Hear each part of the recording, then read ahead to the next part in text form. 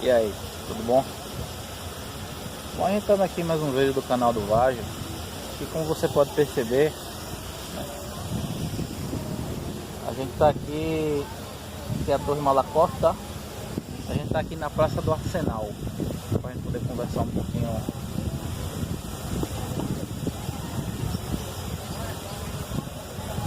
Sobre esse livro aqui, ó.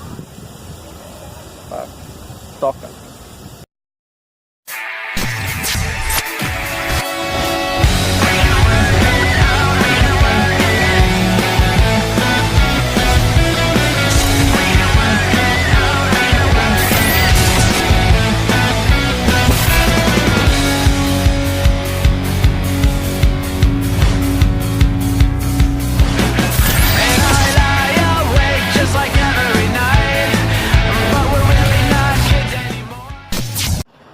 E aí, tudo bom? Rapaz, eu ainda continuo aqui na leitura, ainda tô no meio, né? Ainda tô aqui quase no meio da obra do Carl Sagan. E... assim, ainda não terminei, ainda tô... vlog, desculpa esse formato vlog aqui, tá certo? Muito pra gente poder conhecer. Bom, o que é que eu posso falar sobre a obra do Carl Sagan? É muito sobre o ponto de vista de uma cientista, Ellie Arroway, né? Ela recebe um sinal, ela tem uma formação, procura uma formação, assim, a Ellie tem uma formação científica e sofre a duras penas, porque não é uma coisa muito comum à época, uma mulher no meio científico. Aliás, é pra estar onde quiser, né? Não tenho que falar. O que é que eu posso falar? Você pode encarar essa obra do contato sob várias perspectivas, certo? Uma sobre a ótica da mulher no meio científico, a própria mensagem, né? Assim, a premissa do livro é que ela se coloca em várias frentes, certo? Uma é tanto da formação da Ellie Arroway, certo? Na parte da mulher no meio científico, a duras penas, e que muitas vezes ela é menosprezada ou é colocada por fazer perguntas que não são bobas ou não pelos outros considerarem bobas, e só que não são bobas, certo? Ela se forma e consegue uma vaga no meio de pesquisa em radiotelescópios. Num dia ela acaba percebendo uma mensagem vinda do espaço, especificamente da estrela Vega, uma imagem muito intensa, colocada em números primos. Só que eles acabam analisando a mensagem recebida, percebe que é uma imagem de intensidade muito forte e que várias ininterrupta dessa mensagem, e eles começam a perceber que a imagem é para a Terra inteira, né? Eles começam a perceber o conteúdo da mensagem, e ela começa a se desdobrar como uma peça de origami, sabe? Do início começam com números, depois acham estranho, encontram uma imagem de Hitler no meio, e aí a imagem acaba se desnovelando em instruções em 3D.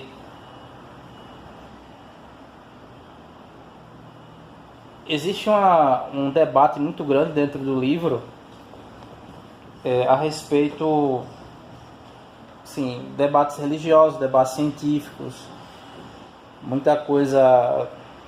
Você percebe muito as nações, tá, se degladiando entre elas para conseguir assim, os meios políticos, a mensagem acaba, assim, a noção que nós acabamos tendo de não estarmos sozinhos no universo acaba criando dentro do livro um clima de superação de diferenças. Apesar de também haver discussões bastante acaloradas, viu? Eu devo confessar, ele é o diabo, velho. A mulher não baixa a cabeça não, porra. Não, mas quem tá certo não deve, tá? Mas é engraçado, ela rapaz, não falta argumento não, pô. Ela pega pesado, é muito engraçado, pô, o debate dela. Sabe, eu fiquei bastante surpreso também que ela tem situações em preocupações nessa época, desde a época do livro, eles já se preocuparam que talvez a máquina fosse um telescópio de ondas gravitacionais, sabe? Aí ficou bastante interessante.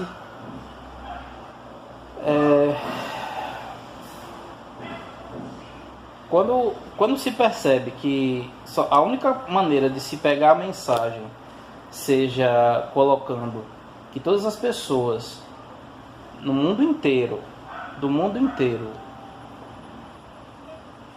teriam que trabalhar juntas para poder se colocar nessa mensagem, para poder decifrar a mensagem, né? Primeiro coletar ela inteira e depois decifrá-la. Muitas coisas, muitas diferenças tiveram que ser transpostas, muita desconfiança também teve que ser trabalhada. Eu vejo que o Carl Sagan também foi muito... As personagens femininas do Carl Sagan são muito sagazes, têm personalidades muito fortes. É uma escrita muito filosófica, tá? Sobre esse ponto de vista. Eu ainda não terminei, tá? Eu ainda tô aqui. Eu já ouvi um debate bastante acalorado com relação a isso. E nesse ponto foi criado um consórcio para a construção da máquina e duas frentes se uniram principalmente, certo? E você percebe que o Carl Sagan não é, de sua forma cética de ser, ele não apresenta um lado específico, até porque ele tem críticas bastante mordazes para todos os lados, certo? Se percebe que não existem americanos, russos, japoneses, chineses, sabe, europeus, brasileiros. Não. Existe o planeta Terra, existe o ser humano. E as discussões filosóficas do conceito na possibilidade de não estarmos realmente sozinhos nos faz muito repensar, Bom, eu espero que a partir daqui melhore, tá? Infelizmente, depois que os países foram construindo, foram partindo para a construção da máquina, se escolheu um time, certo? A Ellie ficou em uma perspectiva muito grande que ela fosse aceita nesse time, e ela foi... Escolheram outras pessoas, só que infelizmente houve um atentado terrorista e a primeira tentativa da máquina não deu certo, né? Ela explodiu. Várias frentes contra a construção da máquina e muito ainda tentando muito resistente na progressão contra esses preconceitos, essas diferenças de raça, religião, sabe?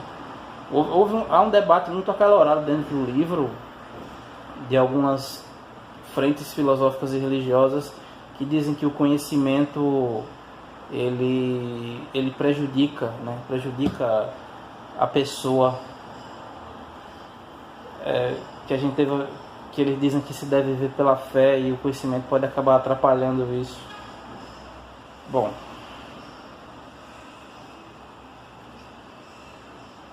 fé sem conhecimento é cego. Bom, vamos ver o que, é que o livro tem para se reservar, né? Eu vou lá terminando. Vou continuar minha livro aqui.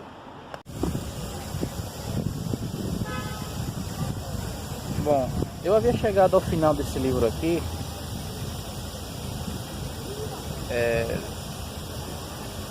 Logo depois da explosão, logo depois do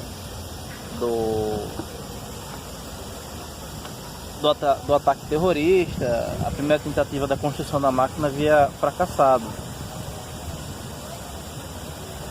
Então ele, abalado porque os seus companheiros haviam morrido na explosão, e assim, a culpa desse acontecimento muito recaiu sobre algumas instituições que promulgavam um preconceito sobre isso, eram contra a construção da máquina, grupos separatistas, né, grupos xenofóbicos, grupos principalmente que promulgavam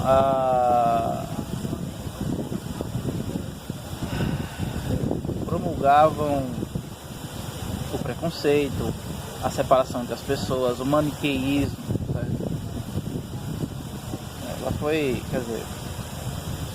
Ela foi convidada pelo milionário Haddon a visitar uma estação orbital.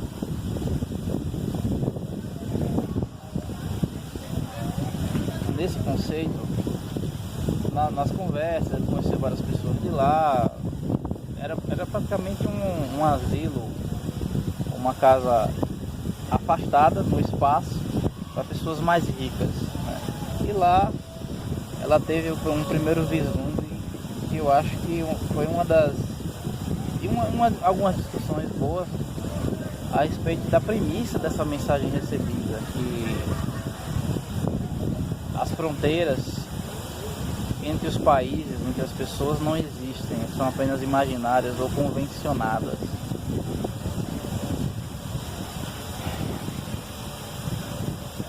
Na conversa ela acaba descobrindo, através do Haddon, que uma outra iniciativa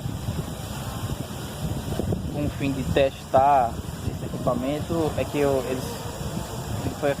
acabou sendo feito no Japão. Muito surpresa,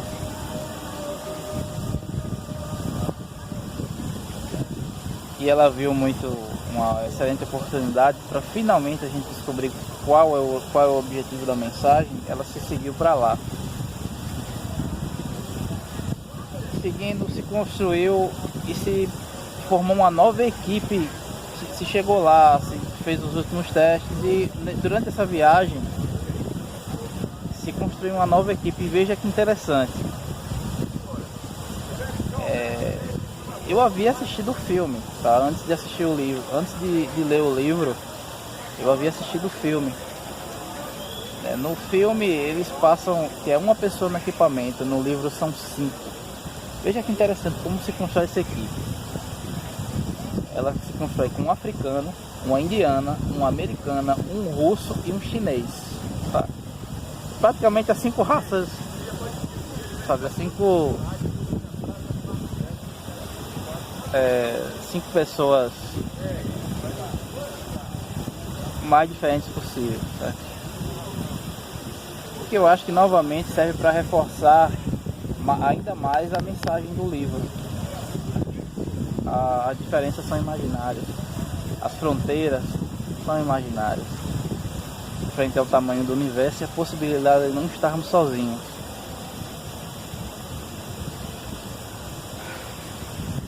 Feito isso, feito os testes, junto à sua equipe, foi feita a viagem.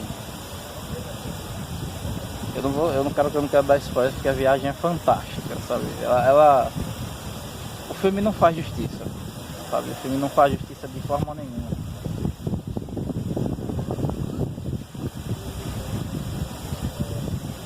Muitas coisas, essa equipe, quando faz a viagem, chega lá,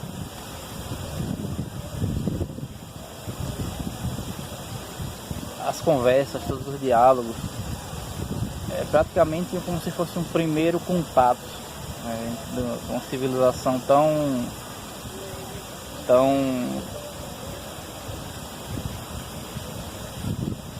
isolada como a nossa. Os diálogos e os debates que ela tem com os ETs também são bastante interessantes, sabe? Claro, a gente deve considerar assim a enorme licença poética que o autor faz ao seu livro.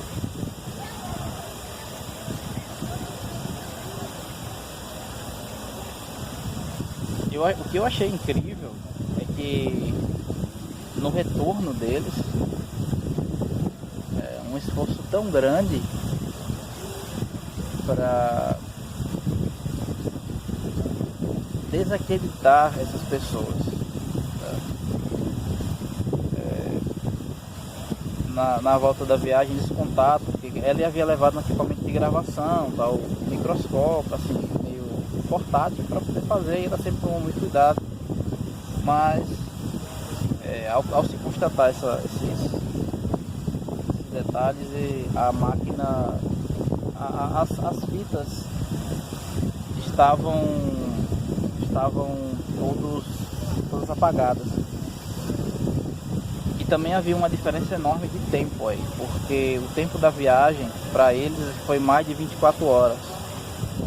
O equipamento na Terra foi um pouco mais de 20 minutos.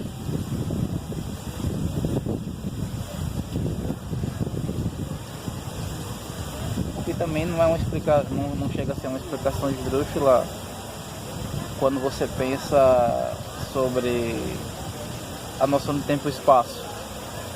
Tá?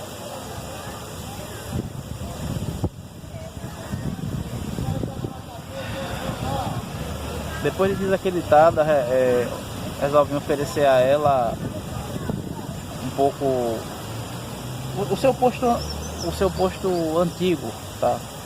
Depois de anos trabalhando em cima da máquina, oferecem a ela o posto onde ela trabalhava, que era na central de radiotelescópios nos Estados Unidos.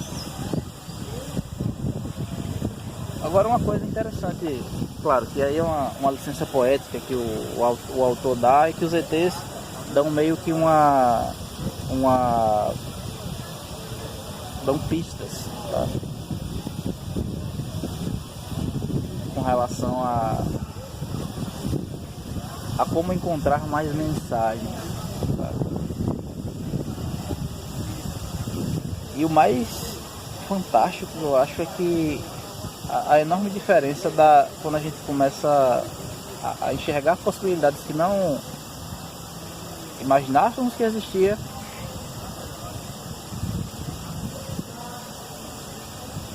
e nos abrirmos a novas ideias. É tanto que existe uma diferença brutal, assim, como ele tem os debates religiosos antes e depois da viagem, sabe? Eu acho que o debate dela com Peter Joss, né, com o Joss, ele depois da viagem é fantástico, assim, dá uma perspectiva do quanto o papel da gente no universo, na qual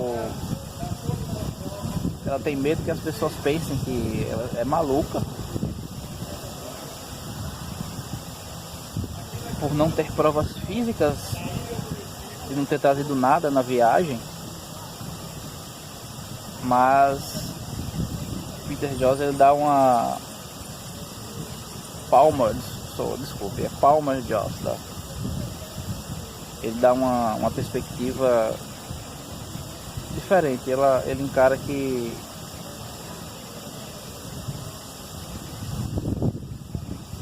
existiram outras criaturas no universo, outras pessoas.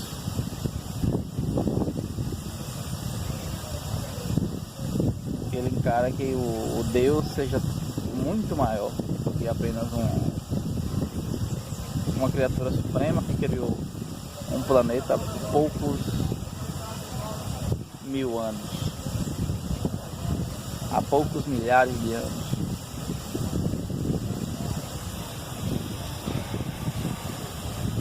E também o livro, meio que o final dele o último parágrafo é muito emblemático para uma obra, sabe? Eu confesso que eu fui enganado pelo Alimente o Cérebro, tá? Quando ele leu aquele parágrafo, porque o seguinte ao que ele relatou no vídeo dele, vou deixar aqui, tá, o link pro vídeo dele.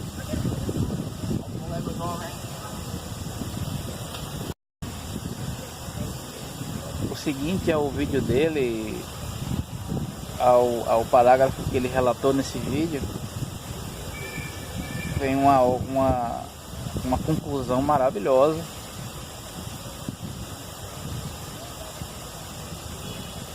em que ele finalmente encontrou o que havia procurado. Me vem um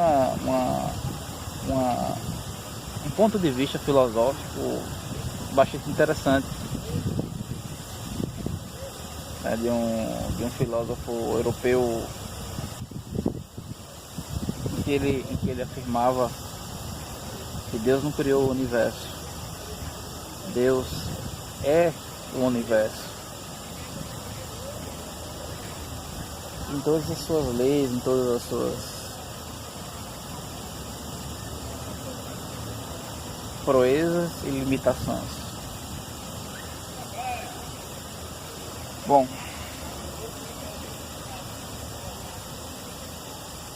e toda vez que eu encontrar esse símbolo que eu vou colocar aqui do meu lado agora, eu vou me lembrar com muito carinho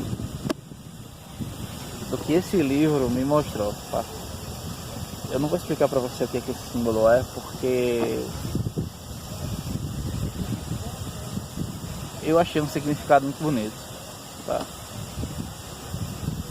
E depois que eu terminei de lê-lo, ele dá uma mensagem que, como não estamos sozinhos no universo, todas as diferenças, a intolerância, todo o ódio, sabe, que é jogado, é colocado pra gente, é imaginário, é uma bobagem, tá?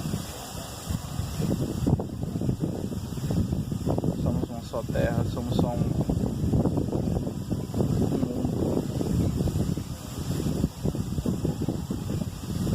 E o que nos conecta, o que nos faz ter necessidade de nos comunicar, que eu acho que eu concordo com o pastor, o monge, né? O pastor não, o monge japonês, um desses debates, é o amor. Um sonho